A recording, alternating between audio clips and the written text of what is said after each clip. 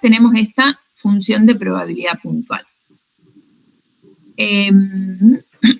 Bueno, acá tienen repetida la definición formal, esa función que va de reales al 0,1 y que funciona asignándole a cada X la probabilidad de su conjunto preimagen. Esa función así definida y que se llama función de probabilidad puntual satisface dos propiedades. Esas dos propiedades dicen que la P siempre me va a dar mayor o igual que 0. O sea, la función de probabilidad puntual calculada nunca me puede dar un valor negativo. Y eso tiene que ser cierto porque la P chiquita, esta P sub X, está definida en términos de la P, y la P satisfacía los axiomas de Kolmogorov, que decían que la probabilidad de cualquier cosa que yo me tire acá adentro tenía que ser mayor o igual que 0.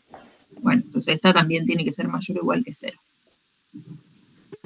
Esa es la primera propiedad. Y la segunda propiedad dice que la suma de todas esas probabilidades puntuales me tiene que devolver un 1. Y eso también es razonable, ¿no? Porque recién definimos a las variables discretas como aquellas cuyo conjunto recorrido tenía probabilidad inducida igual a 1. Bueno, si a ese recorrido yo lo estoy individualizando en cada una de sus componentes, la suma a través de todas las probabilidades de los elementos me tiene que dar la probabilidad del conjunto completo, que era 1. ¿Sí? Esta segunda condición se conoce como condición de cierre.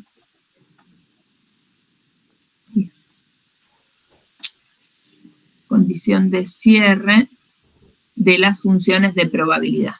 ¿Sí? A estas funciones de probabilidad puntual las podemos representar gráficamente.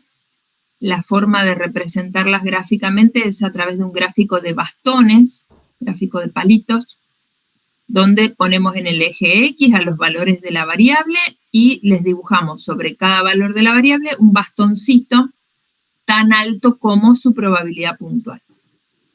Entonces a veces son útiles los gráficos de las probabilidades puntuales porque si vienen dados con una ley, si las probabilidades puntuales vienen dadas con una ley, a veces es difícil darse cuenta de la forma que tiene esa ley. Entonces cuando uno la grafica ve, mirando las alturas de los bastones, cuáles son los valores de la variable más probables, cuáles son los menos probables, si tienen algún comportamiento de probabilidades crecientes o decrecientes, qué sé yo, como que uno gráficamente puede ver mejor el comportamiento de la variable. Una vez que obtenemos la función de probabilidad puntual, me puedo olvidar del omega. Ya está. Toda la información que tenía en el omega me la traje a los números reales y me la traje tan individualizadamente, tan desmenuzada, que cualquier otra cosa que yo necesite la puedo obtener a partir de esa función de probabilidad puntual. Cualquier evento que a mí me interese obtener ahora, le puedo obtener su probabilidad a partir de la función de probabilidad puntual. Imagínense, por ejemplo, en el ejemplo de los dados, del dado que tirábamos, y la variable aleatoria que mandaba cada cara del dado a su número real correspondiente, los numeritos del 1 al 6, si yo ya tengo la probabilidad del 1, la probabilidad del 2, la probabilidad del 3, la del 4, la del 5 y la del 6, cualquier otra cosa que me interese la puedo obtener a partir de ellas. La probabilidad de que me salga un resultado par. Bueno, el resultado par es que me dé el 2, el 4 o el 6. Si yo tengo la probabilidad del 2, tengo la del 4 y tengo la del 6, puedo calcular la de resultado par. ¿Cuál es la probabilidad de que obtenga más de 2 puntos al tirar el dado? Lo mismo, ya tengo la del 2, la del 3, la del 4, la del 5, la del 6. Entonces, las probabilidades de cualquier evento, subconjunto del recorrido que a mí me interese, ya no eventos puntuales, sino eventos cualesquiera, les puedo calcular su probabilidad sumando las puntuales de los elementos favorables a ese evento. ¿Sí? Como que la probabilidad puntual es la función más desmenuzada posible que podemos tener de la variable aleatoria. y con ella después podemos ir rearmando todas las probabilidades de eventos que nos interesan, ¿sí? Vamos a hacer un ejemplo de las variables discretas. Vamos a trabajar con el ejemplito este que teníamos acá. Este de que tirábamos 2 dados al aire y la variable que nos interesaba era la suma de los dados. Porque el juego que se jugaba, el jugador ganaba si la suma le daba al menos 6. ¿Sí? Entonces vamos a calcular la probabilidad de que este jugador gane en ese juego. ¿Sí? O sea, si a ustedes les ofrecieran jugar este juego y apostar plata a ello, vamos a ver qué probabilidad de ganar tendríamos, ¿no? Entonces, vamos a hacer este mismo esquema que hicimos acá, vamos a aplicarlo al ejemplito que estamos trabajando. Entonces, esto sería un ejemplo de variable aleatoria discreta y su función de probabilidad puntual. ¿Sí? Entonces, el experimento es lanzar 2 dados al aire y la variable aleatoria que interesa es la suma de las caras de los dados. ¿Sí? Entonces, ayer ya habíamos razonado que el omega de este experimento aleatorio era el conjunto que tenía a todos los pares ordenados de numeritos, o todas las combinaciones posibles de los números de los 2 dados, ¿no? El 1, 2, el 1, 1, el 1, 2, el 1, 6, el 2, 1, así me queda igual, el 2, 2, el 2, 6, y así seguíamos sucesivamente hasta el 6, 1, el 6, 2, el 6, 6. ¿Sí? O sea, teníamos un omega con 36 resultados posibles.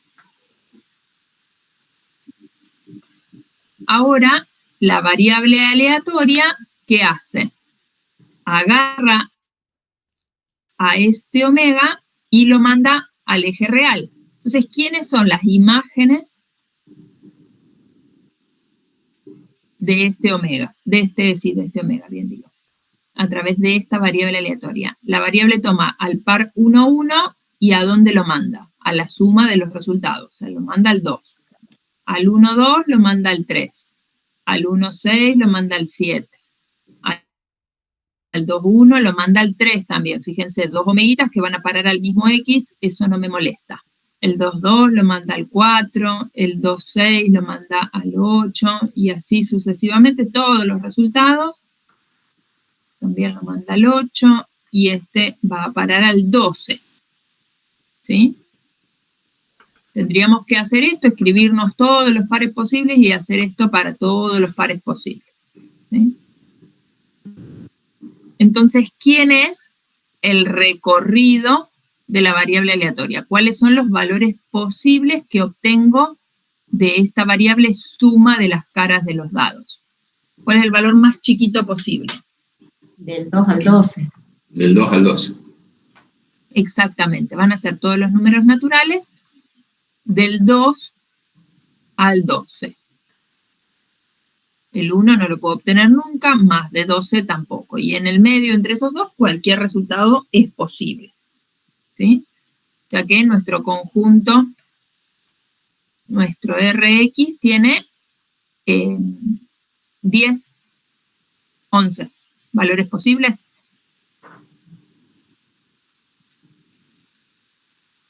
11 valores posibles.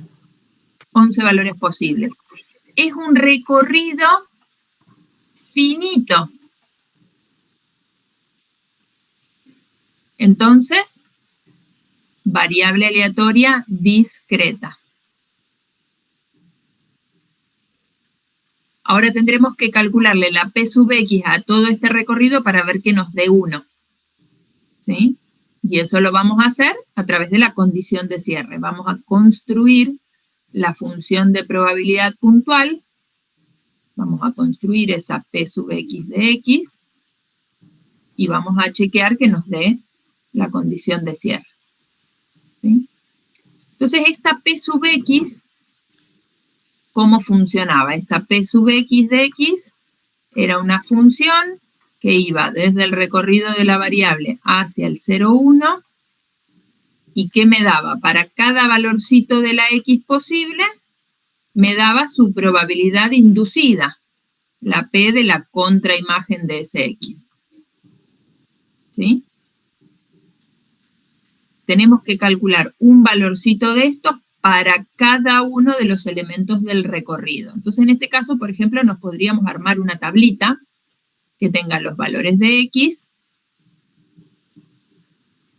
y a cada uno le vamos asignando su P sub X.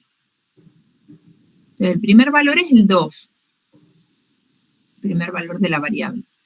Entonces, yo quiero calcular la PX en 2. Para calcular la probabilidad de que la variable aleatoria tome el valor 2, me tengo que ir a mirar en omega qué omeguitas fueron a parar al 2. ¿Quién fue a parar al 2? El 1, 1. Solo el 1, 1. No tengo otro resultado en omega posible que vaya a parar al 2. ¿Y qué probabilidad tenía el 1, 1 en omega? 1 sobre 36. Era 1 sobre 36. Si teníamos un dado regular, acá no lo anoté, pero estamos asumiendo de este lado una función de probabilidad P, tal que la P de omeguita I es igual a 1 sobre 36 para todo I desde 1 a 36, ¿no? Todos los omeguitas del omega tienen la misma probabilidad. Eso porque asumimos que los dados eran dados regulares. Entonces, el 2 tiene esa P. El 3, ¿qué P tendrá? El 1, 2 y el 2, 1. Bien, este proviene del 1, 2 o del 2, 1. Entonces tiene probabilidad 2 sobre 36. Y así tengo que seguir la tablita pasando, barriendo con todos los valores posibles del recorrido de la variable.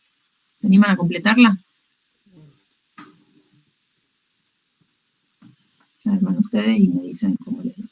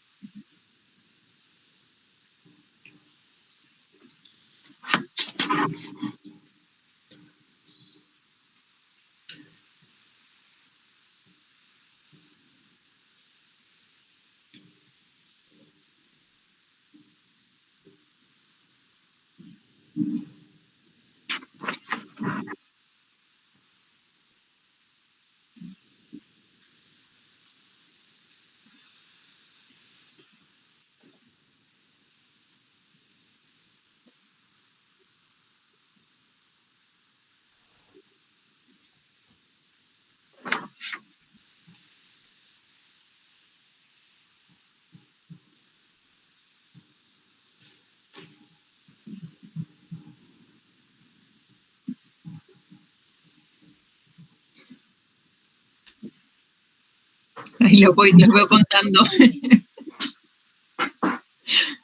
Dio el 1.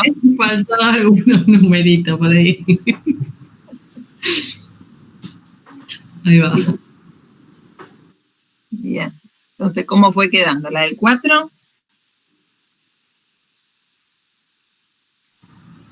3 de 36. 3 de 36. Porque acá, claro, ¿cuáles son los resultados equivalentes? La suma 4 la puedo obtener que me dé el 1 con el 3 con el 1, o el 2 con el 2. Entonces ahí tengo 3 resultados. El 5. 4. 1 y 4, 4 y 1, 2 y 3, 3 y 2. Exacto. El 6. 6. El 6 va a dar 5, resultados equivalentes. El 7. 6. Me da 6. ¿Y de ahí qué pasa? Empieza Para el 8. 5 de nuevo, Claro. 4, 3, 2 y 1. Exacto, empiezo a tener como en espejo las mismas probabilidades que teníamos antes. 4 sobre 36, 3 sobre 36, 2 sobre 36, 1 sobre 36. Entonces, si sumamos todas estas probabilidades puntuales, la suma de todas estas P de X, efectivamente nos da el 1 que necesitamos, o sea que estamos bien, ¿sí? Este chequeo es muy útil justamente para ver que uno no haya metido la pata en los cálculos, ¿no?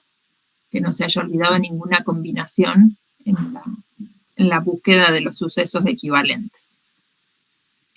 Bien, entonces, teniendo esta es la función de probabilidad puntual de la variable aleatoria. La podríamos graficar, ¿sí? Entonces haríamos el grafiquito donde ponemos todas las imágenes de la variable aleatoria y sobre cada valorcito ponemos un bastoncito tan alto como la probabilidad. Entonces, ¿qué les va a pasar a este gráfico? Va a tener su bastón más alto en el 7, que es la probabilidad más alta que tiene esta variable, y después vamos a tener bastoncitos que van decreciendo hacia los costados, cada uno con la misma altura que su simétrico del otro lado, ¿no? Nos va a quedar una especie de grafiquito así de montaña, ¿no? Una cosa así. Entonces ven que con esto es como lo más desmenuzado posible que podemos tener. A partir de esta función de probabilidad puntual, uno puede calcular cualquier probabilidad de evento que le interese. En particular, por ejemplo, la probabilidad de ganar en este juego que le habían propuesto jugar a la persona. ¿Sí? El juego decía que el jugador ganaba si al tirar los 2 dados la suma le daba al menos 6. Entonces, ¿qué dirían ustedes? ¿Le conviene jugar o no? ¿Qué probabilidad de ganar tiene? ¿Cómo calcularían esa probabilidad?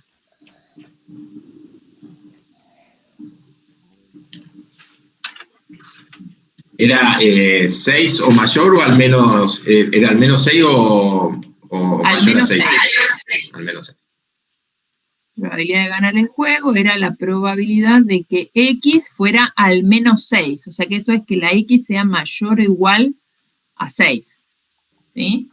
Entonces lo que estoy buscando es la probabilidad del conjunto 6, 7, 8, y eso dijimos que lo podíamos obtener sumando las probabilidades puntuales de aquellos valores de X favorables al evento que nos interesa.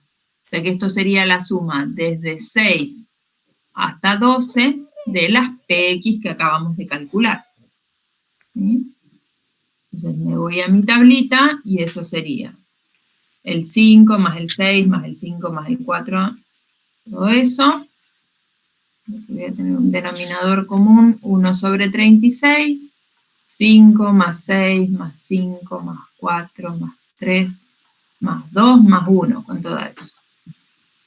16, 20, 23, 25, 26 sobre 36.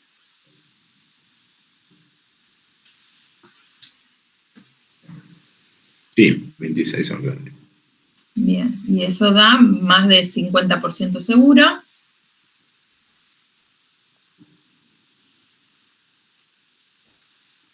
$0,72. Que si me proponen jugar a ese juego, bueno, tengo un 72% de chances de ganar. Podría decidir jugar. ¿Sí? Y así uno puede calcular la probabilidad de cualquier evento de interés. Si ustedes le propusieran jugar, si el juego fuera apostar, ¿qué valor de suma van a obtener al tirar los dados? ¿Por qué valor apostarían ustedes? Tuvieran que apostar por un valor en particular. El 7. Y apostaríamos por el 7, ¿no? El Que es el 7. que tiene más chances de salir. Exactamente. ¿Sí?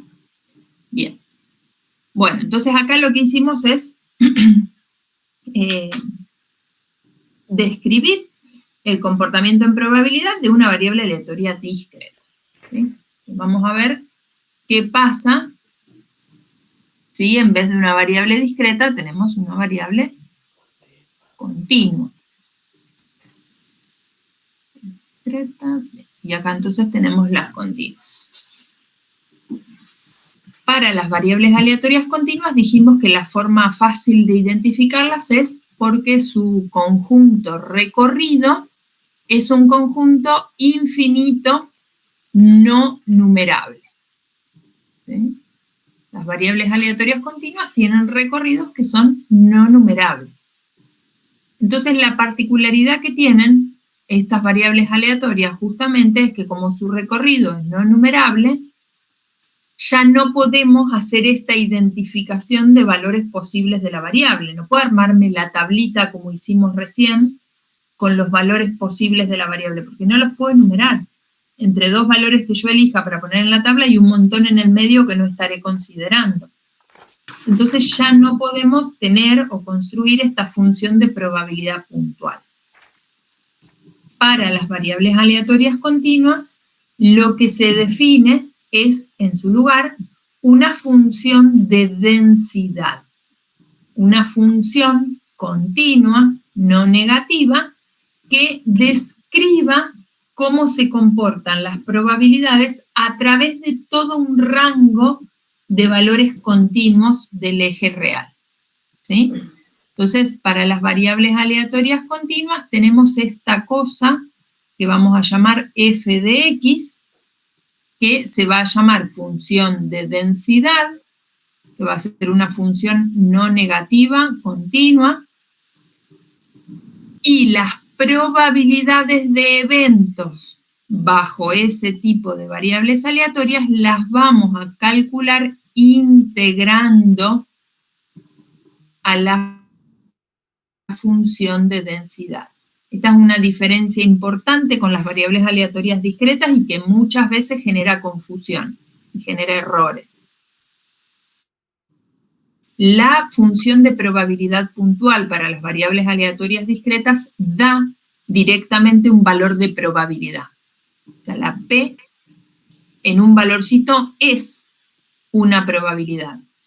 La F, la densidad aplicada sobre un valor de la variable, no me da un valor de probabilidad.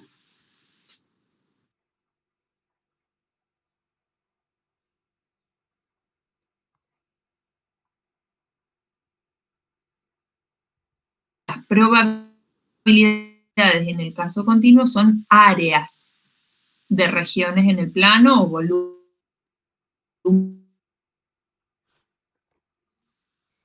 de regiones en el espacio dependiendo del sistema.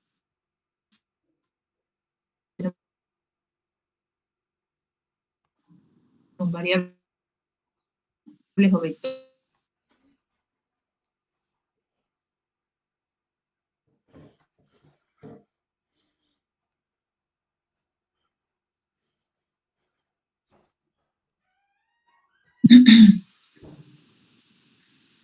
Nada, acá lo que dice es todo lo mismo. Esto que el comportamiento en probabilidad de la variable aleatoria queda descrito por una función continua sobre el recorrido de la variable, ¿sí? A esa función la vamos a llamar función de densidad de probabilidad y, al igual que las funciones de probabilidad puntual, cumple o satisface dos propiedades. Es siempre positiva, o a lo sumo vale 0, y esta es como el análogo a la condición de cierre que teníamos antes, solo que ahora, como no podemos sumar a través de un conjunto numerable, la condición de cierre queda expresada en términos de la integral a través de todo el eje real. La integral de la función de densidad, a través de todo el recorrido de la variable, me tiene que dar un 1. Este es como el análogo al que la suma a través de la tabla me dé 1, ¿no? Cuando uno integra una función en el plano sobre un intervalo de integración, se acordarán de algún curso de análisis que seguramente han hecho, que eso nos devolvía el área bajo la curva, bajo la función, dentro del intervalo de integración, ¿no? ¿Recuerdan la interpretación matemática, geométrica de la integral? Si uno integraba a la función f de x entre a y b, esto lo que me daba era, si tenía la función f por acá, y este era el intervalo AB, la integral de f entre a y b lo que me daba era el área que quedaba debajo de la función f entre los valores a y b de la variable, ¿no? Bueno, justamente, cuando yo integro la función de densidad en algún intervalo, lo que obtengo como resultado, ese área, está representando a la probabilidad de que la variable esté en ese intervalo. ¿Sí? Todas las probabilidades, en el caso continuo, las obtengo a través de la integral de la función de densidad. ¿Sí?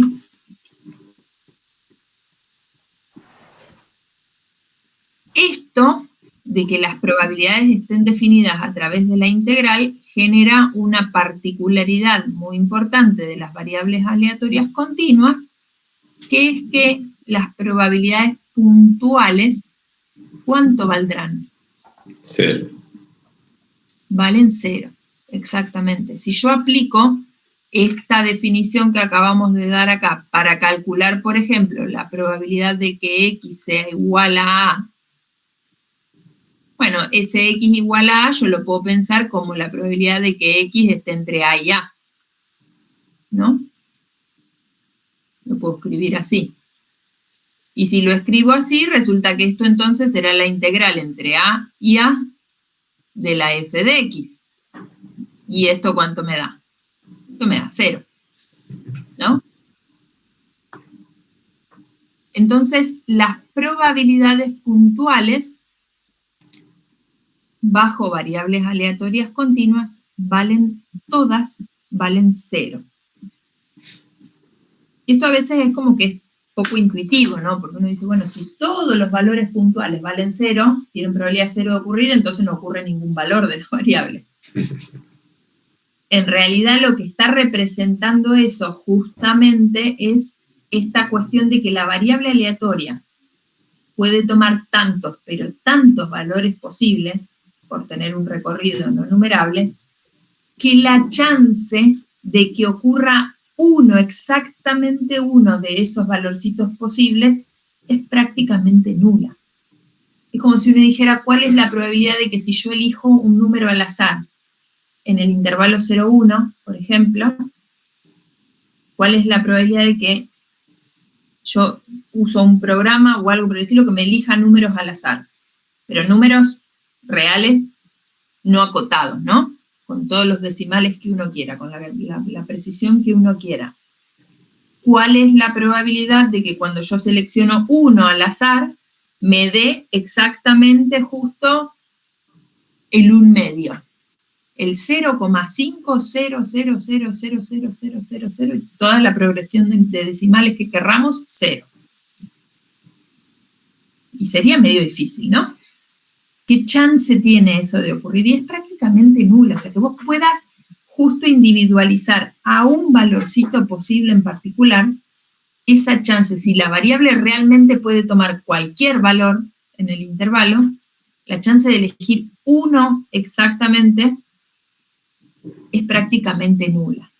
Eso es lo que está diciendo esta condición, esta propiedad que tienen las variables continuas de que las probabilidades puntuales valgan 0.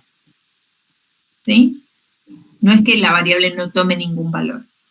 Es esto de que toma tantos que la chance de escoger un valor en particular que nosotros querramos es prácticamente nula. ¿Sí? Entonces, para las variables continuas, siempre las probabilidades de interés van a venir dadas por intervalos, por subconjuntos de números reales y no por probabilidades puntuales. Y esto también genera que para las variables aleatorias continuas, cuando calculamos las probabilidades de intervalos, me da lo mismo si el intervalo es abierto, cerrado, semiabierto o semicerrado. Este intervalo que tengo acá, que es el abierto AB, tiene la misma chance de ocurrencia que este intervalo que es semicerrado AB, o que este que también es semicerrado, pero por la derecha, AB, o que este que es completamente cerrado. Estos 4 intervalos tienen la misma chance de ocurrencia. ¿Por qué? Porque la única diferencia que tienen es en el valor puntual del extremo o los extremos del intervalo, y esas probabilidades puntuales valen 0. Entonces, esos 4 intervalos tienen la misma chance de ocurrencia. Esto no sucede con las variables discretas, porque con las variables discretas, el A y el B tienen puntualmente una probabilidad asociada. Entonces no me da lo mismo si el A está metido en el intervalo que si no lo está. Este intervalo no incluye la probabilidad puntual en A y este sí la incluye. Entonces estas probabilidades no me van a dar iguales. A menos que A tenga probabilidad 0, ¿no? Pero en general no me van a dar iguales.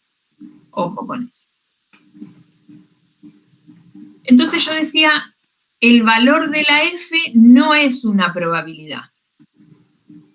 Y entonces, ¿qué representa el valor de la F?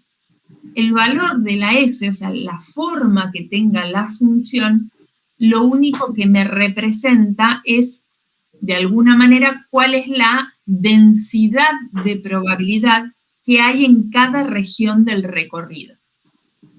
Me vuelvo al dibujito este que teníamos acá.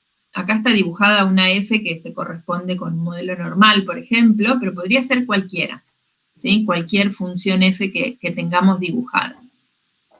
Si yo me paro en un valorcito puntual, me paro acá y subo, acá tengo la imagen, voy a hacer un dibujito acá más grande.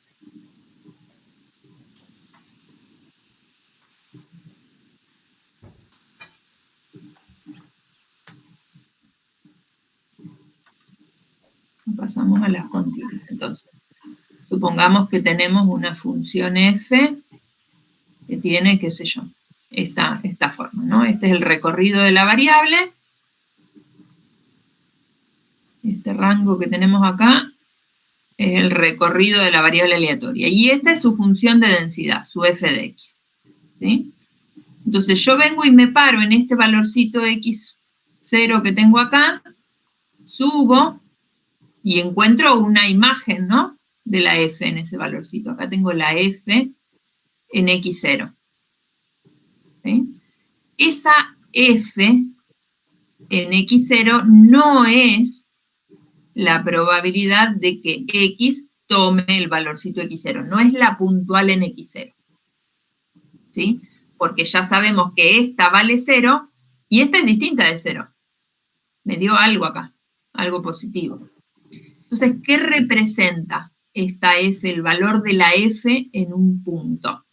Lo que me está dando es como una indicación de la cantidad de probabilidad, de la densidad de probabilidad que hay en la región a la que pertenece X0.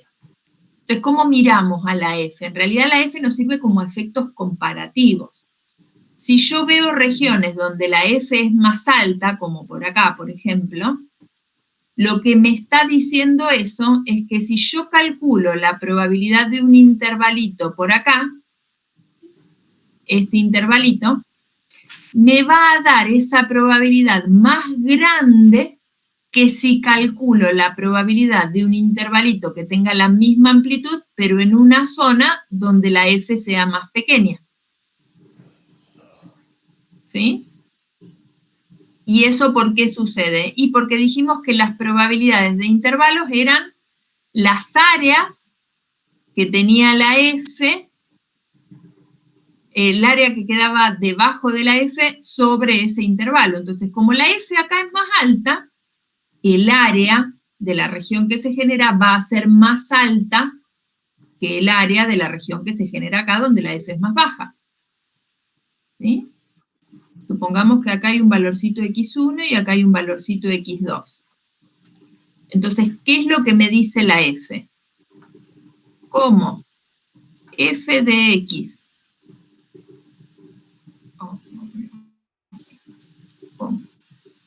f de X1 es mayor que la f de X2, ¿sí? Si busco las imágenes, acá tengo por acá arriba, tengo la f de X1, y por acá abajo tengo la f de X2. ¿Sí? Como f en X1 es mayor que f en X2, entonces las probabilidades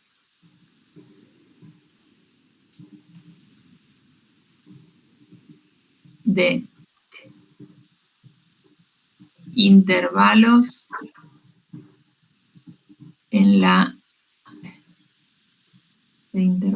en entornos de X1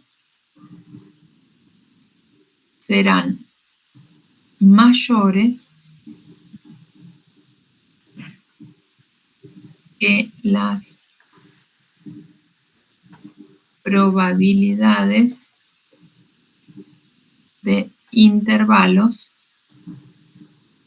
de igual amplitud, lógicamente, ¿no? No vamos a comparar peras con manzanas. Que las probabilidades de intervalos de igual amplitud en entornos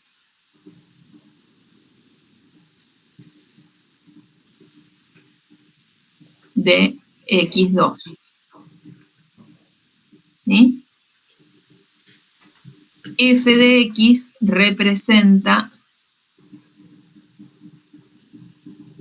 densidad de probabilidad.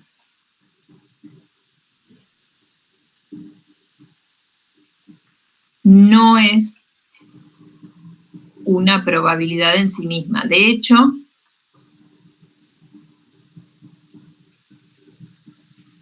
puede pasar que la F tome valores más grandes que 1. O sea, que las ordenadas de la función sean mayores que 1. Entonces no pueden ser probabilidades de ninguna forma, ¿no? Porque me estaría dando algo más grande que 1. Las probabilidades siempre las obtengo integrando la densidad y obteniendo las áreas de los intervalos. ¿Sí?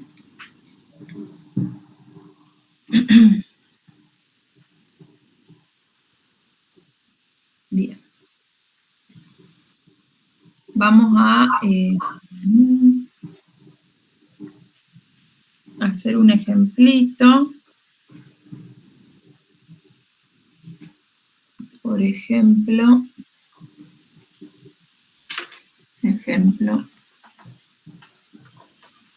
de variable aleatoria continua.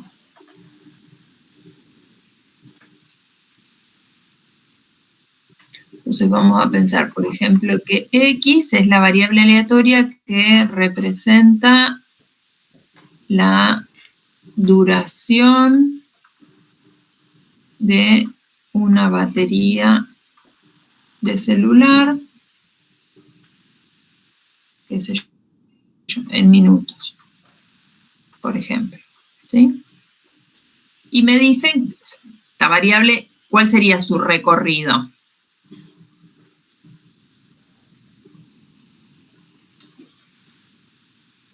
¿Cuánto puede durar una batería de celular? ¿Qué sé yo? De 0 a 48 horas. En No minutos. sé, claro, no sé. Sí, un día y medio, 24 Un día y horas. medio, claro, dependiendo del uso también. A mi papá le dura como 4 días la batería. No sé cómo hace. Mira la hora en el celular nada más.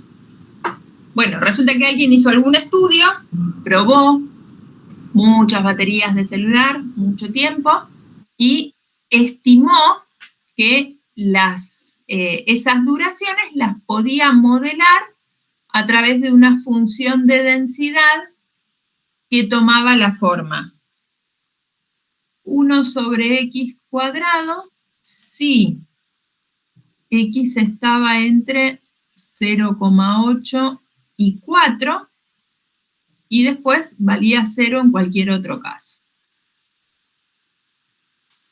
Entonces, según la experiencia de esta persona, fíjense que la densidad está definida en el intervalo 0,84. Y esto, no, en minutos no, en miles de minutos. 0,84 no me sonaba. En miles de minutos. ¿Sí? Entonces, claro, esta persona con esta experiencia que hizo, lo que vio es que ninguna batería duraba menos de 800 minutos y tampoco ninguna batería duró más de 4000 minutos. ¿Sí? Entonces, el recorrido de la variable aleatoria son todos los x reales, tales que están entre 0,8 y 4. Un recorrido no numerable. Entonces, variable aleatoria continua. ¿Sí? Para las variables aleatorias continuas no es tan simple deducir la función de densidad como era la función de probabilidad en el caso discreto. Vieron que en el caso discreto es como que construimos nosotros la función de probabilidad a partir del experimento aleatorio. Aquí el experimento aleatorio que está detrás de esta variable sería seleccionar baterías de celular y medirles la duración a esas baterías, ¿no? Entonces, la construcción de la función de densidad no es que la puedo hacer a partir de los propios resultados. En general, las variables aleatorias continuas, su función de densidad se construye de manera empírica, probando, o sea, haciendo el experimento muchas veces y construyendo la distribución de frecuencias empíricas de los resultados posibles, o sea, construyendo los histogramas de valores de la variable que me van dando, que voy obteniendo en las experiencias que voy haciendo, y a ese histograma después se le asume, digamos, una ley que modele el comportamiento. Evidentemente, esta persona que hizo el estudio, si encontró que la función de densidad tenía esta forma, 1 sobre x cuadrado, esto es una función tipo hiperbólica, ¿no? Entonces, probablemente lo que le haya pasado es que cuando hizo la experiencia y fue construyendo, qué sé yo, agarró 1000 baterías de celular, les midió la batería y tenía 1000 valores de duración de batería. Entonces, construyó un histograma para esos valores de duración y le pasó que por debajo del 0,8 no tenía nadie, no tuvo ningún registro. Por encima de 4 tampoco tuvo ningún registro. Y entre 0,8 y 4 probablemente el histograma le haya quedado así, como con unas barritas muy altas al principio, que fueron decayendo de ahí en adelante hasta llegar al 4. Y acá barritas muy pequeñitas. Entonces, con este histograma, la persona dice, bueno, ¿qué función matemática modela la forma aproximadamente la forma de este histograma. Y bueno, tengo una cosa así, ¿no? ¿Y qué función matemática modela este comportamiento? Y bueno, podría ser una 1 sobre x, 1 sobre x cuadrado, algo que sea del tipo 1 sobre, ¿no? Entonces, bueno, buscó distintas alternativas y encontró que esta forma funcional ajustaba bien a este comportamiento que había visto en el histograma. Entonces, eso se asume como función de densidad, ¿sí? Por supuesto que no es algo que hacemos a ojo, o sea, a ojo uno más o menos tiene una pista de por dónde ir, pero después hay procedimientos de bondad de ajuste que nos permiten comprobar formalmente si esa forma funcional que estamos adoptando es adecuada o no para los datos que tenemos, ¿no? Eso ya viene más adelante. Pero bueno, les cuento un poco cómo es el procedimiento porque es como diferente a lo que hacemos con las discretas. En las discretas nosotros construimos la función, la P, la armamos nosotros. En las continuas, la F nos la tienen que dar, ¿sí? Ahora, en el contexto del curso, ¿no? En la práctica, si uno tiene que generar la F, lo que tiene que hacer es esto, un estudio empírico donde recolecta datos de la variable aleatoria que le interesa, construye los histogramas y modela el comportamiento de la variable con alguna ley matemática, ¿sí? Entonces, eso en este ejemplo dio origen a este modelo que nos están postulando. ¿Está bien? Entonces, ya tenemos nuestra función de densidad. Imaginemos, por ejemplo, que nos interesa, qué sé yo, saber cuál es la probabilidad de que una batería de celular dure más de un día, digamos. A mí no me dura más de un día. ¿Cuál es si las duraciones de las baterías realmente se comportan con este modelo? ¿Cuál es la probabilidad de que la batería de un celular dure más de 24 horas? 24 por 60. 1440. 1440. Que esto sea 1000. 1, claro, 44. sería 1,44, ¿no? Quiero saber cuál es la probabilidad, o sea, esto está refiriendo a la probabilidad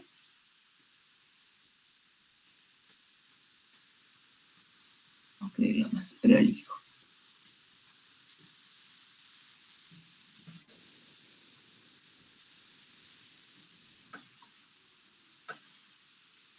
La probabilidad de que una batería dure más de un día. ¿Sí? Entonces, 24 horas son 1440 minutos. Entonces nos estamos preguntando por la probabilidad de que x sea mayor a 1,44 porque la variable está expresada en miles de minutos. Entonces, ¿qué dijimos? Que las probabilidades de intervalos las calculábamos integrando la función de densidad. Entonces, la probabilidad de que x sea mayor a 1,44 será la integral desde 1,44 ¿hasta dónde? Infinito. Hasta 4. Hasta 4, claro, sí, cierto. Pero podemos escribir hasta más infinito y yo acá pongo f de x. Y por eso, yo más que nada porque por la diferencia y utilizar el 0, ¿no? Que estaba. Exactamente. Si lo escribo así, entonces esto sería, como mi f de x está definida de una forma en este intervalo y de otra forma fuera del intervalo, esto me genera la integral entre 1,44 y 4 de 1 sobre x cuadrado. Y a eso le tendría que sumar, por aditividad de la integral entre 4 y más infinito de la f de x, pero la f de x en este intervalo es un 0. ¿No? Entonces como que uno esto lo omite directamente en la escritura y podríamos haber puesto directamente acá la integral entre 1,44 y 4 de 1 sobre x cuadrado. ¿Sí? Pero si lo escribimos así, tampoco está mal. Entonces esto será la integral de esta cosa entre 1,44 y 4. La integral de 1 sobre x cuadrado, desempolvar carpetas de análisis funcional, menos 1 sobre x. Me da la integral de 1 sobre x cuadrado. Y a eso lo tengo que evaluar entonces entre 1,44 y 4. O sea que esto será menos un cuarto. Menos con menos se me hace más. 1 sobre 1,44. ¿Cuánto da esto? ¿Tienen una calculadora por ahí?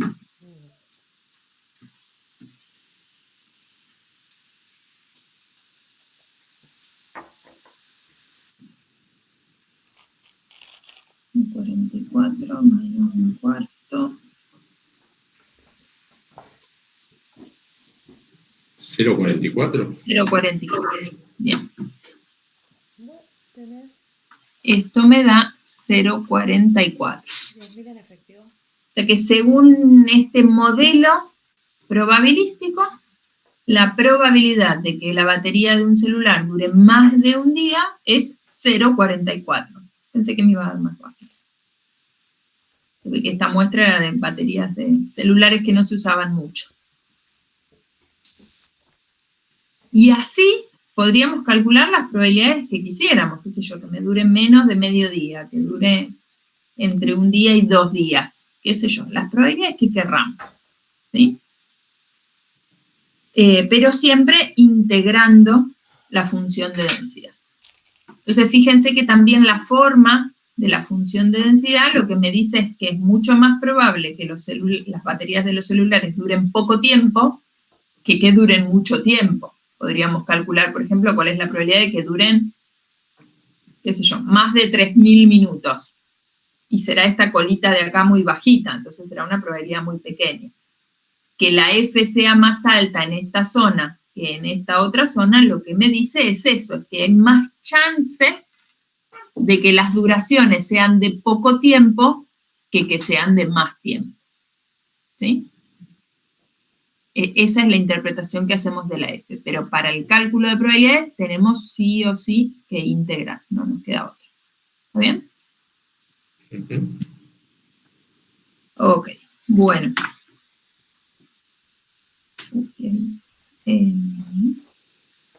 No, está bien, empezamos a las 9, 10:30. ¿Qué sigue? A ver.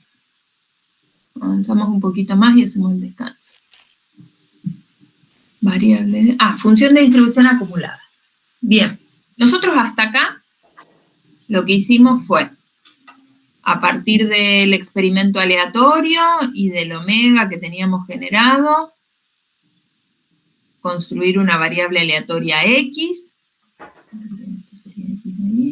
una variable aleatoria X, que la manda a los números reales, y esta variable aleatoria X vimos que podía ser una variable discreta, en cuyo caso teníamos una P sub X, una función de probabilidad puntual, o vimos que podíamos tener una variable aleatoria continua, en cuyo caso teníamos una F de X. Una probabilidad puntual acá, o una probabilidad, una densidad en este otro caso. Estas P y F que obtenemos acá no son más que reexpresiones de lo que acá era P, de lo que acá era PX, y acá es P chiquita o F. Es como que vamos traduciendo el comportamiento probabilístico, toda la información probabilística del fenómeno que estamos analizando, lo podemos expresar en términos de la P del espacio original, en términos de la probabilidad inducida que se viene con la variable aleatoria, o en términos de la P chiquita o de la F, o en términos de una F grande, que es la función de distribución acumulada. que es la que vamos a ver ahora. Pero es importante que sepan que no son todas cosas distintas, o sea, son distintas en el sentido de que se definen de manera distinta, pero en cuanto a la información que contienen, es exactamente la misma. Es toda esa información de probabilidad que teníamos en el omega que nos la venimos trayendo, es como si fuéramos viajando por el mundo y nos llevamos toda esa información y la vamos traduciendo a los diferentes idiomas en los que se habla en cada lugar. Acá hablo en idioma resultados del experimento aleatorio, acá hablo en idioma números reales, acá sigo hablando en idioma números reales, acá también voy a hablar en idioma números reales, pero acá trabajaba con subconjuntos de números reales y acá voy a trabajar con números reales propiamente dichos. La información es siempre la misma.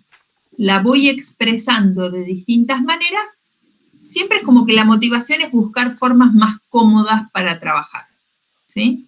Entonces, las formas más cómodas para trabajar para nosotros van a ser estas, en términos de la probabilidad puntual o de la densidad, o en términos de la función de distribución acumulada, ¿sí? Acá estamos trabajando con números reales propiamente dichos, con numeritos. Acá también estábamos en el mundo números reales, pero la P sub X aplicaba sobre subconjuntos de números reales. Entonces no nos termina de convencer eso. Acá trabajamos con números reales. Le damos de comer a estas funciones numeritos reales exactamente, ¿sí? Entonces, esta función de distribución acumulada, ¿qué es? Es otra forma de representar el comportamiento de la variable. Y como su nombre lo indica, lo que hace esta función es ir acumulando las probabilidades de la variable aleatoria. Va recorriendo el eje real a través de todo el recorrido de la variable, lo va recorriendo desde menos infinito hasta más infinito, pasa por todas las variables y va juntando en el camino las probabilidades de los valores de la variable que se va encontrando, ¿sí? La forma de definir esta función de distribución es como la probabilidad de que la variable aleatoria sea menor o igual al argumento de la f. Cuando yo le doy de comer un numerito x a esta función f, ¿qué me devuelve? Me devuelve la probabilidad que se acumula hasta ese valorcito que le estoy poniendo como argumento, ¿sí? Entonces, si ese x fuera este que está acá, por ejemplo, ¿qué me va a devolver? La f aplicada a este valor. Me va a devolver la probabilidad de toda esta semirrecta, desde menos infinito hasta ese valorcito, ¿sí? Por eso se llama distribución acumulada, acumulada hasta el valor del argumento, ¿sí? Esta función así definida cumple 3 propiedades, que son razonables también por cómo está definida. La primera propiedad dice que es una función no decreciente de x. La función de distribución acumulada, a medida que uno avanza hacia valores más grandes de la variable, o crece o se mantiene constante, nunca baja.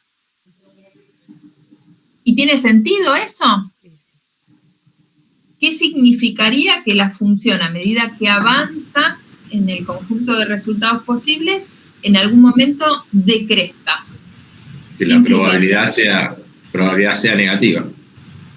Que en algún momento, claro, en ese momento donde baja, se encontró con un valor de la variable que tenía una probabilidad negativa. Y que cuando la acumuló, entonces le bajó el total. ¿Y puede haber probabilidades negativas? Ya sabemos que no.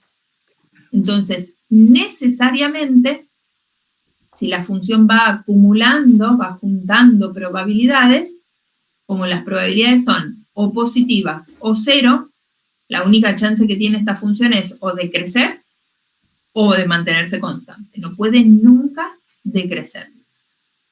¿Y desde dónde hasta dónde crecen? ¿Cuáles son sus valores mínimos y máximos? Y lo que dice en la tercera, el tercer libro. Lo que dice la tercera propiedad exactamente, que es que está acotada entre 0 y 1. Menos de 0 no puede valer. O sea, cuando empieza a recorrer el eje, viene valiendo 0 y empieza a acumular probabilidades. Y acumula, acumula, acumula, acumula hasta la última probabilidad que pueda acumular. Cuando hizo toda esa acumulación de probabilidades, lo que pasó es que barrió con todo el recorrido de la variable, juntó las probabilidades de todo el recorrido de la variable. ¿Y eso cuánto me daba? 1 por condición de cierre. ¿Sí? Entonces, la otra propiedad que cumple esta función, además de ser no decreciente, es que está acotada entre 0 y 1. Eso lo expresamos matemáticamente diciendo que el límite cuando me voy hacia menos infinito vale 0 y cuando me voy hacia más infinito vale 1. O sea, necesariamente todas las funciones de distribución arrancan en 0 y crecen hasta 1. ¿Sí?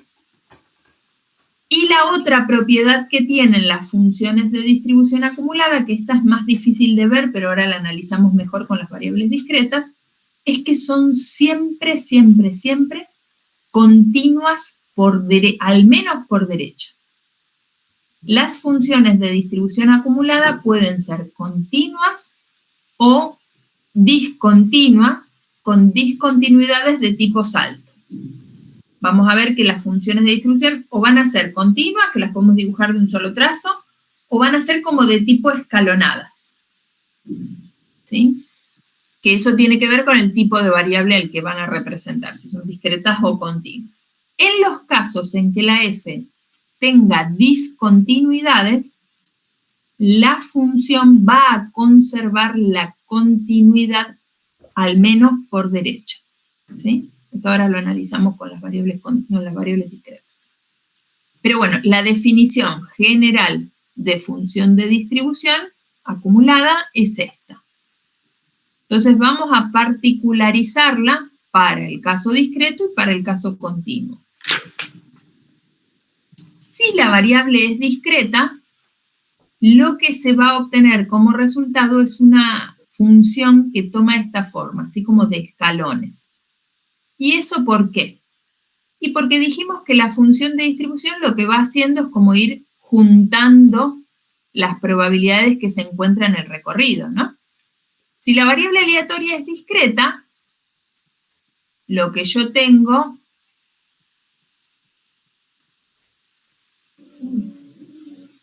¿Qué habrá pasado? Se escuchan un montón de sirenas.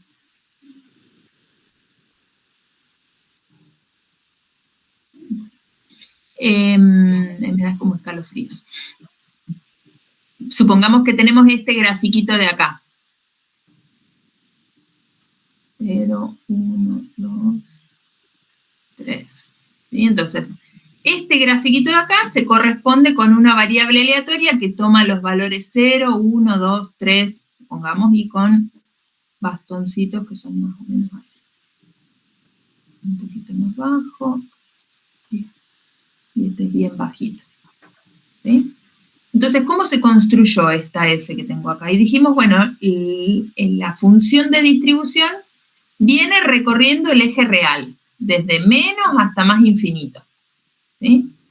Entonces viene por acá, por acá, por acá, por acá, y no encuentra nada, es como que viene buscando y no encuentra bastones. ¿Hasta cuándo no encuentra bastones? Hasta que llega al 0. Antes del 0, sin llegar a tocarlo, acá es como que no está dibujado, pero viene un escalón en 0, ¿no? Viene este escalón desde menos infinito hasta el 0, viene el escalón valiendo 0. Cuando la función de distribución pone un pie sobre el 0, se encuentra con este bastoncito, lo carga. Entonces, como que acá, cuando piso el 0, la función deja de valer 0 y pasa a valer lo que valga este bastoncito. ¿Sí? Entonces, ahí se genera el salto de probabilidad. cargué este bastoncito, lo cargo y sigo avanzando, pero con el bastoncito a cuesta, no lo pierdo. Entonces es como que este bastoncito se arrastra hasta que llego al próximo bastón.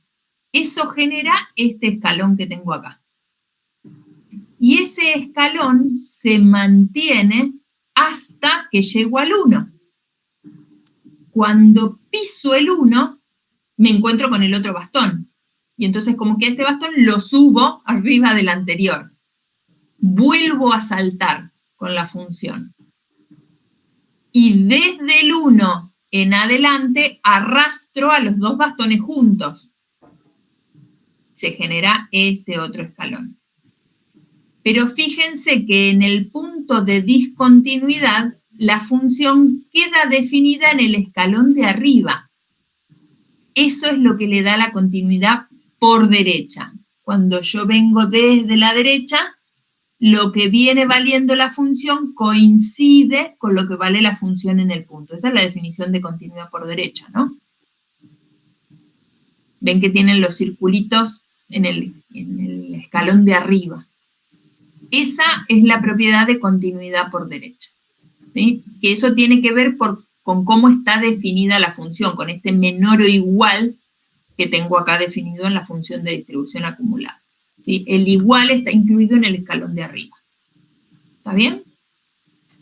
Y entonces sigo arrastrando los dos bastoncitos juntos hasta que, acá viene este bastón, se me sube acá arriba, y los arrastro juntos hasta que me encuentro con el próximo bastón. Y así sigo generando escalones. ¿Hasta dónde? Y hasta que llegue al último bastoncito. Cuando cargue el último bastoncito, habré llegado a la suma 1. Este de acá tiene que estar, si ese es el último escalón, esto tiene que estar a la altura de 1. Y ese escalón se queda infinitamente valiendo 1. ¿Sí? Entonces, todas las variables discretas van a tener funciones de distribución acumuladas que tengan esta apariencia de escalera. Y van a ser funciones escalonadas. ¿Cuánto valen las magnitudes de los saltos? Este saltito acá, por ejemplo, ¿cuánto vale? La probabilidad puntual, ¿no? Vale la probabilidad puntual del valor en el que está saltando, exactamente. Este saltito de acá será igual a la P en 1, a la PX en 1, porque es el salto que pega por haberme encontrado con el bastón del 1. Este que tengo acá será la PX en 2, porque es el salto que pega por haberse encontrado con el bastón del 2. ¿Sí? Entonces, las variables discretas tienen funciones de distribución acumuladas que son discontinuas a saltos, con saltos de magnitud igual a la función de probabilidad puntual en cada valor. ¿Sí? Profe, Sí. una consulta, me quedé pensando en ese gráfico. ¿Se puede hacer el gráfico donde el 0 no coincida con el eje de ordenadas? Como dibujaste en la función de probabilidad Sí. y en la de la acumulada. Es la primera vez que lo veo así, por eso me llamó la atención. Ah, ¿vos decís corrido? Sí, Claro. en realidad como poder se puede, no es lo más usual. Yo lo dibujé así para que no se me solape con el eje y no se confunda, pero sí, lo usual es, digamos, hacer coincidir los ejes coordenados con el... Claro, como el segundo de la acumulada, ahí. Por eso me quedé pensando, pues es la primera vez que lo veo y digo, no sé, tal vez... No es lo más usual. Yo lo corrí así, hice ese corrimiento, digamos, para poder dibujar el bastoncito del 0. Acá, en este gráfico, no me acuerdo de dónde lo saqué, me quedo pensando si a lo mejor es... No, porque tiene el cerito acá. O sea, acá esta debe haber venido valiendo 0, así, y también probablemente haya estado corrido así el eje para mostrar el salto. Acá este está dibujado bien. El 0 corresponde con el 0, claro. Y este tiene también el escalón que viene valiendo 0 acá, chiquitito. O sea, el 0 acá tiene una probabilidad puntual muy, muy pequeña, que generó ese pequeño saltito, pero está dibujado en correspondencia con los ejes. No, estas son cuestiones de visualización. Si uno quiere, lo puede hacer, siempre y cuando esté bien indicado, digamos, en los gráficos. Si uno va a correr los ejes por algún motivo para mostrar algo en particular, tiene que estar bien indicado dónde está el 0. Acá, si yo no indico que este primer punto es el 0, se puede generar confusión porque uno asumiría que el 0 está acá, ¿sí? Pero si lo indico correctamente, no pasa nada. Uy,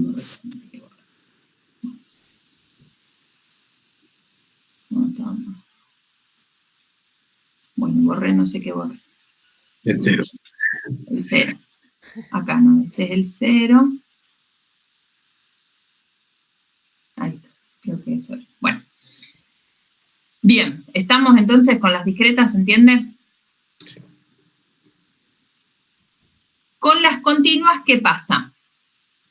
Las continuas ya no tienen este esquema de tener probabilidades puntuales en valores específicos.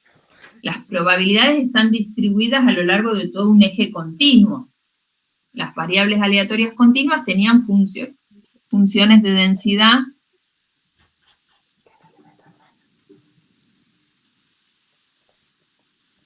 que podían tener cualquier forma, ¿no? Pero eran funciones continuas.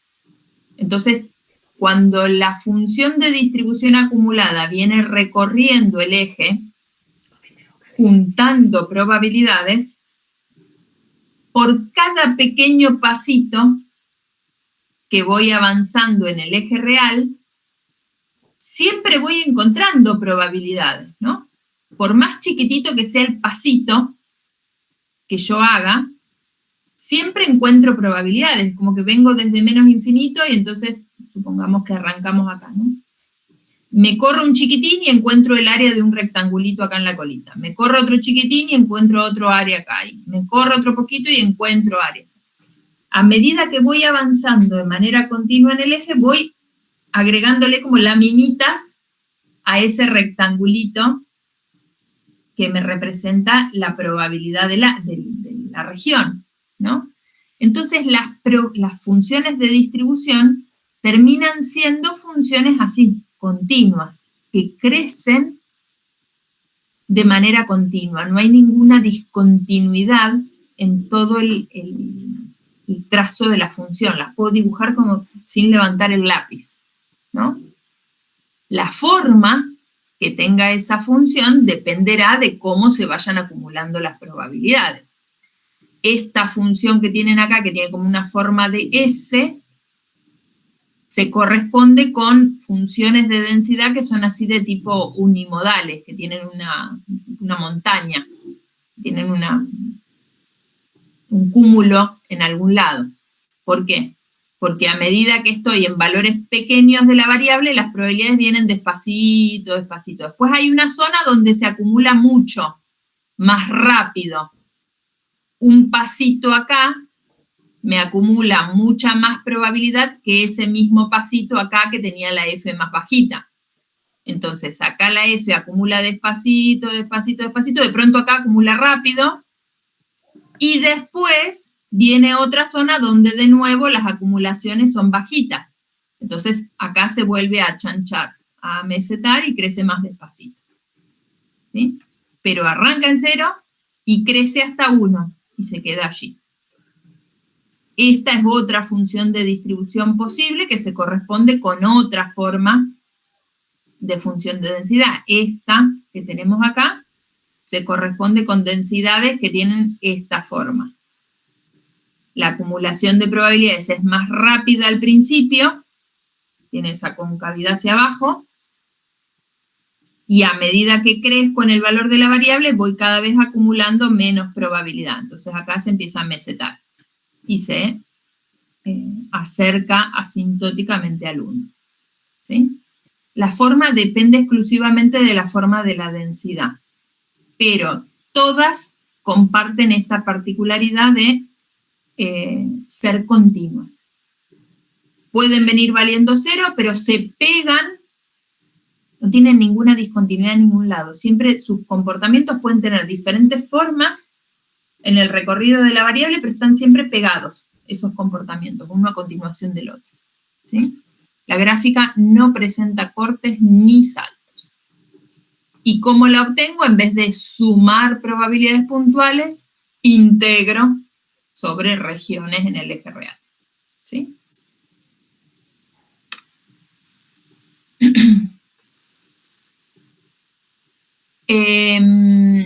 Vimos recién nosotros cómo, o sea, con estas definiciones que teníamos acá, vimos cómo obtener la F grande, la distribución acumulada, a partir de la P chiquita, función de probabilidad puntual, o la F chiquita, función de densidad. En el caso discreto, la F se obtiene sumando las P. En el caso continuo, la F grande se obtiene integrando la F chica. ¿Puedo hacer el camino a la inversa? Si a mí me dan la distribución acumulada, ¿puedo derivar a partir de ella la P chiquita o la F chiquita? Y sí, haciendo las operaciones inversas. Inverso. Si para obtener la F grande sumé las probabilidades puntuales, para volver para atrás tendré que restar los escalones, ¿no? Si con este gráfico quiero obtener la P, voy restando escalón a escalón y obtengo las P puntuales. Si en el caso continuo obtuve la F grande integrando la función de densidad, puedo volverla para atrás derivando la función de distribución acumulada. ¿Sí? ¿Puedo hacer una pregunta? Sí, obvio. Como curiosidad, sé que dijimos no lo íbamos a dar, pero ¿y en las mixtas qué haces? ¿Aplicás las dos? En las mixtas no tienen ni función de probabilidad puntual ni función de densidad. En las mixtas se define directamente la función de distribución acumulada. Como tienen una parte y una parte, no puedo describirlas a partir de una P y de una F. Tienen un pedazo de las dos y ninguna de las dos llega a cumplir la condición de cierre, porque es como que refieren a un pedacito del comportamiento. Entonces lo que se hace es construir la función de distribución acumulada directamente, que esa sí existe siempre, sea lo que sea la variable aleatoria, y a partir de esa F se hace como una descomposición en la parte continua y en la parte discreta. Y entonces, a partir de esas descomposiciones que después se sigue trabajando. Si querés calcular probabilidades, tenés que ir como combinando de manera ponderada el comportamiento discreto y el comportamiento continuo. El cálculo de esperanza, por ejemplo, también se hace a partir de la descomposición, pero en esa descomposición se reconoce, como que se asignan unos factores de ponderación justamente que dicen qué parte de la distribución es continua y qué parte de la distribución es discreta, cuánto se le corresponde a cada tipo. Y entonces todos los cálculos después tienen en cuenta como esa ponderación. Entonces como que no tienen ni una cosa ni la otra, digamos. Y el tratamiento es a partir de la función de distribución acumulada, directamente. No. Bien, entonces, lo que tienen escrito acá en esta diapo es eso que decíamos recién, cómo hacer el camino a la inversa, digamos. ¿Sí? Si a mí lo que me dan es la F grande, puedo derivarla y obtengo con eso la F chiquita, o si me dan la F grande, puedo ir restando escalón a escalón y con eso obtengo la función de probabilidad puntual. ¿Sí?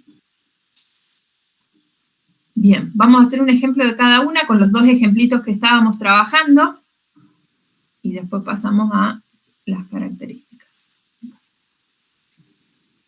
Entonces, para el caso discreto vamos a retomar el ejemplo este del juego, de los dados, este que teníamos acá. ¿Sí? Entonces tendríamos que construir para esta variable aleatoria la función de distribución acumulada. ¿Sí? Ahí me quedé sin hojas. Mantener.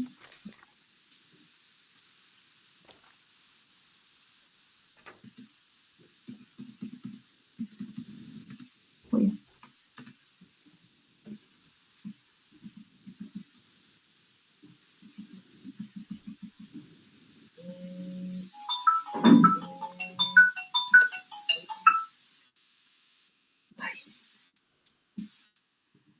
Ahí está. Entonces, vamos a hacer ejemplo de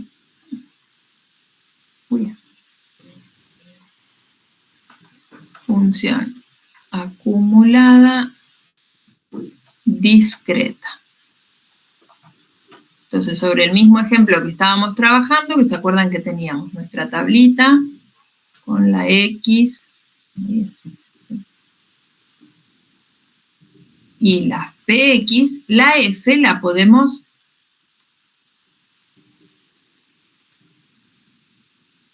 así teníamos hasta el 12, la F casi que la podemos agregar a la tabla, ¿no? Acá esta arrancaba en 1 sobre 36, 2 sobre 36, 3 sobre 36, 4 sobre 36, etc. Y así seguía hasta acá teníamos 1 sobre 36. Entonces casi que yo acá puedo agregarle una columna a esta tabla con la f de x y simplemente lo que voy haciendo es ir sumando estas probabilidades puntuales. El primer valor va a ser el 1 sobre 36. Ese va a ser el primer salto que pegue la función. El segundo salto que pegue la función va a tener un valor de 2 sobre 36 que se va a acumular al que ya tenía anteriormente, que era de 1 sobre 36. O sea que la f acá va a valer 3 sobre 36. ¿Sí? Y a ese 3 sobre 36 le voy a agregar el otro 3 sobre 36 puntual en el valor 4 y voy a llegar al 6 sobre 36. Y a ese le voy a agregar el 4, entonces voy a llegar a 10 sobre 36. Y así voy a seguir sumando hasta el último. Acá cuando nosotros construimos la función de probabilidad puntual, la condición de cierre la verificábamos sumando a través de toda la tabla. Y eso nos tenía que dar un 1 acá fuera de la tabla. En la función de distribución acumulada, el 1, ¿dónde lo voy a tener? ¿Lo voy a tener afuera de la tabla? No. En el 2. Lo voy a tener acá en la última línea, exactamente. ¿Sí? Entonces, lo puedo escribir así en la tabla o lo puedo escribir como una ley. Entonces, ¿cómo sería la ley? Siempre las funciones de distribución acumuladas arrancan en 0. Entonces, esta f va a valer 0, ¿dónde? ¿En qué región del eje real? Para los 0 Para todos. a 2 siendo x natural. Exactamente. La f, acuérdense que la función de distribución acumulada es una función de reales en reales, o reales en 0, 1. Está definida en reales. Ya acá no me importa si la variable toma valores naturales, entero, lo que sea. La f, si yo la miro desde arriba, me tiene que cubrir todo el eje real. ¿Sí? Entonces, esta va a valer 0 si x es menor a 2. En el 1,5, ¿cuánto vale? 0. En el 0 vale 0. En el menos 3 vale 0. No me importa si es natural, si es entero. Acá la f recorre todo el eje real y va juntando probabilidades en los valores que tome la variable. ¿Sí? Entonces, la f vale 0 si x es menor estricto a 2. Porque, ¿qué pasa? Cuando la variable pisa el 2, ahí pasa a valer 1 sobre 36. Y se queda valiendo 1 sobre 36 ¿hasta cuándo? Hasta que llego al 3 que me encuentro con el próximo bastón. Pero al 3 no lo toco. Porque cuando toco el 3, ya no vale 1 sobre 36. Cuando toco el 3, cargo el bastón del 3 y paso a valer 3 sobre 36. Entonces acá hay que ser muy cuidadoso con dónde pongo los iguales en los intervalos. ¿Sí? El igual siempre está en el extremo inferior del intervalo. Y en el superior me queda abierto. Se queda valiendo 3 sobre 36 hasta que llego al 4 sin tocarlo, porque cuando piso el 4 me cargo el bastón del 4. Y así sigo. 3, este se iba a 6 sobre 36, sí. X está entre 4 incluyéndolo y 5 sin incluirlo. Y así sucesivamente. ¿Hasta dónde? Hasta el último bastón en el que llego al 1. ¿Cuándo llego al 1? Cuando piso el 12. Cuando la X pisa el 12, vale 1 y se queda valiendo 1 ¿hasta dónde? Hasta más infinito. Entonces, fíjense que la primera línea me habla desde menos infinito hasta 2. Entre 2 y 12 tengo todos los escaloncitos y de 12 en adelante, no acotado, se queda valiendo 1. ¿Sí? Bueno, y la podríamos dibujar también, y esto va a ser un grafiquito de escalones donde voy a tener escalones más bajitos al principio, escaloncitos, el primero va a ser el más peticito, digamos, y después ahí van creciendo los escalones hasta el medio, que es el escalón más alto, y después de nuevo empiezan a bajar los escalones y a hacerse más peticitos, hasta el del 1 que llega hasta infinito. Bueno, ustedes con las hojitas pueden hacer un gráfico más prolijo. Bien, este para la discreta entonces. Y para la continua teníamos, para la continua teníamos esta función de densidad que valía 1 sobre x cuadrado entre 0,8 y 4. ¿Sí?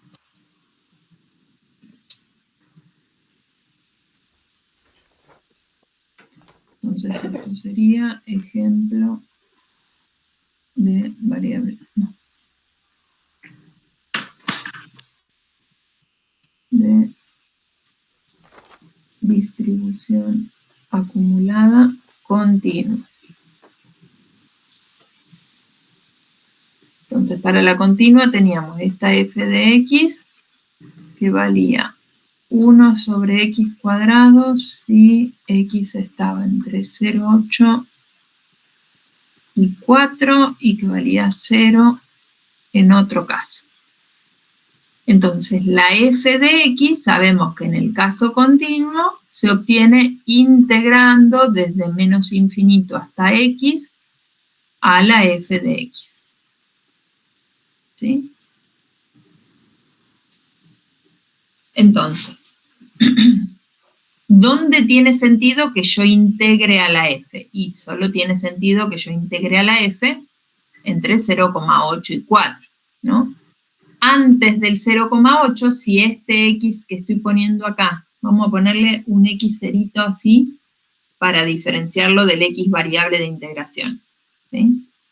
Este argumento que pongo acá es hasta dónde acumulo la probabilidad. Entonces, ¿qué me pasa?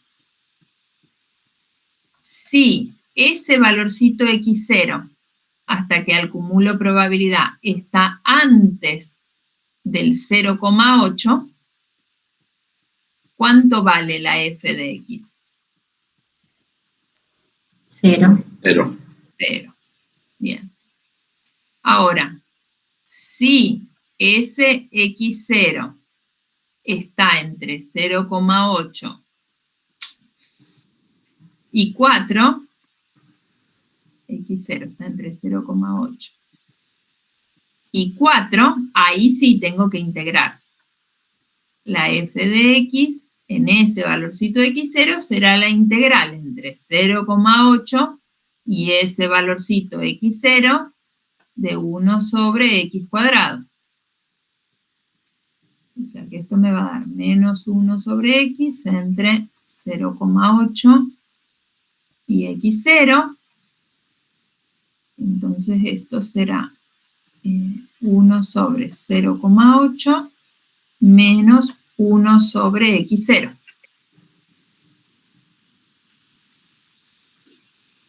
¿Bien?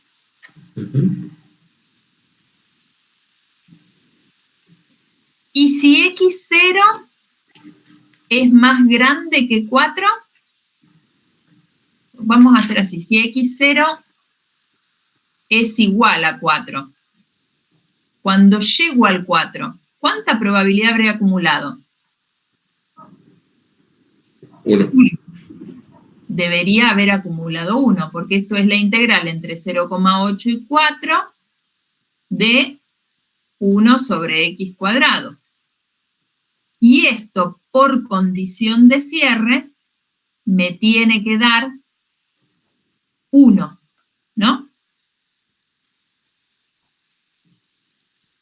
Y de ahí en adelante, Voy a seguir. si el x0 es mayor a 4, la f de x0 sería la integral entre 0,8 y ese x0 de la f de x. ¿No? Porque, o sea, el x0, el extremo final del intervalo, yo tenía el 0,8, el 4, acá la función toma valores. Y ahora estoy poniendo al x0 por acá. Pero la función de distribución acumulada barre todo el eje real hasta el x0. O sea que pasó por encima de este intervalo y le agrega además este otro. Pero este otro, ¿qué probabilidad de ocurrencia tiene? 0. O sea, te quedaría 0. 1. Entonces sigue valiendo 1, exactamente. Porque esto sería la integral entre 0,8 y 4 del 1 sobre x cuadrado más la integral entre 4 y el x0 de un 0. Entonces esto sigue valiendo 1. Esto ya nos había dado 1. Entonces la f de x, la función de distribución acumulada en este caso continuo, ¿qué nos quedó? Nos quedó 0 si el x0 está antes del 2. Nos quedó 1 sobre 0,8 menos 1 sobre x, 0, si el x0 está entre 2 y 4. Y 1 si el x0 es mayor al 4. Acá me faltan los iguales. Los puedo poner donde quiera. ¿Estoy diciendo bien? El 2 y el... Estoy diciendo algo mal. El x0 debería ser entre 0,8 y 4. ¿Dónde saqué el? Me quedé con el anterior. De ahí saqué el 2. Sí. Lo escribí en algún otro. Claro, dije, sí, ¿de dónde sale el 2? Esto es 0,8. Acá esto lo escribí bien. 0,8, 0,8, 0,8, 0,8. Me mezclé, me disocié, perdón. 0,8, ahí está. Ahora sí. Claro, cuando quise hacer si se pegaba en el punto de corte, no me daba.